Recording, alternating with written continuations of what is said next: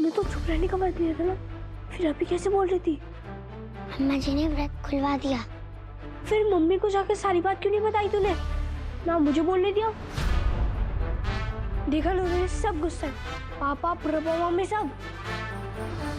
अच्छा लगता है तुझे डांट खाना? सच्ची बात क्यों नहीं बताती तू गंगा? नहीं बता सकते ना। बाबू ने कहा कि अम्मा जी की आज से सारी बात मानना, और अम्मा जी ने कसम दिलाई हमरे पापा की कि किसी को कुछ मत बोलना।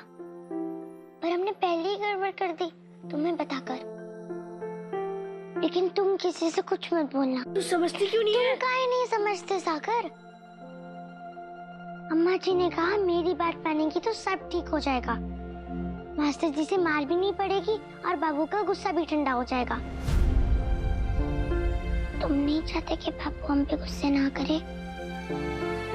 जैसे पहली बात करते थे वैसे करने लगे।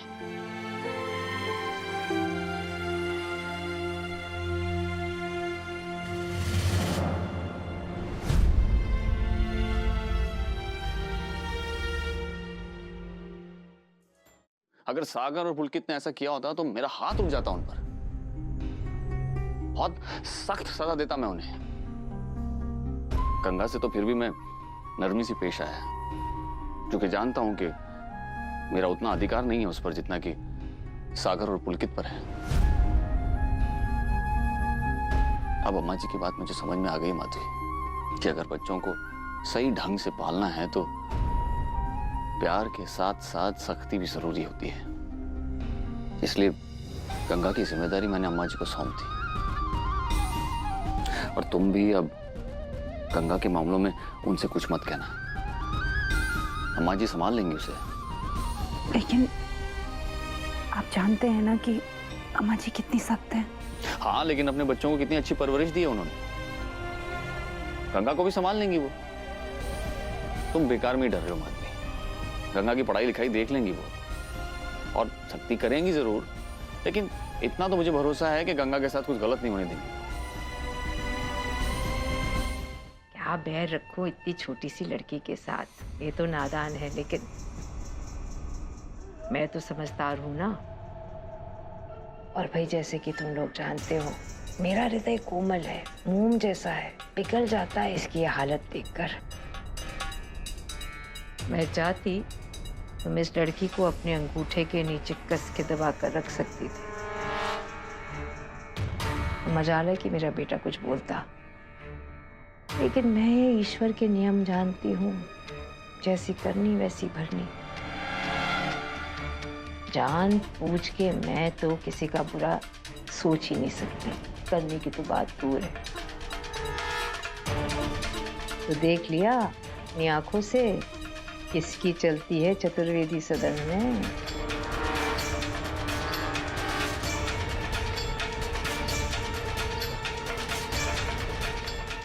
आओ, बाहर तक छोड़ दो। नहीं, फिर से बोलो। यस सर्वे समारंभा। यस सर्वे समारंभा।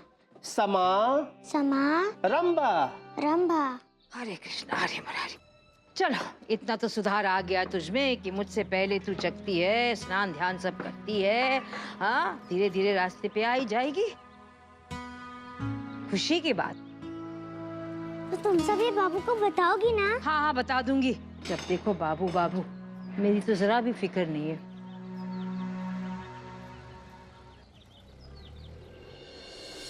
गर्मा गर्म जलेबी, गर्मा गर्म जलेबी, ताजी जलेबी। आ भाई आओ, शुद्ध घी की जलेबी। चख के जाओ, चख के जाओ।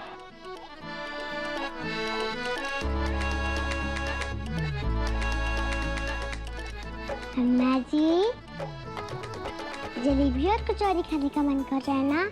रवि बेटे, जलेबी कचौड़ी, लहसुन प्याज हम लोग नहीं खा सकते। हम लोग विधवाएं हैं, ये सब खाना वर्जित है। क्या मतलब विधवा लोग ये सब नहीं खा सकते? इतनी बढ़िया बढ़िया चीजें कोई भी नहीं खा सकते? हाँ हाँ, हम लोग नहीं खा सकते। काहे?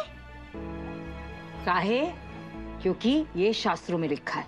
शास्त्रों में क्या लिखा है कि जलेबी और कचौरी कुछ भी नहीं खा सकते? हाँ हाँ, शास्त्रों में लिखा है। चल तू चल। अम्मा जी, शास्त्रों में जलेबी का नाम भी लिखा है का? पक्का पता अरे सोचने की क्या बात है, लिखा है हम लोग नहीं खा सकते बस। नाम के साथ मतलब जलेबी और कचौरी सब लिखा है। ए भगवान, कितने सवाल करती है।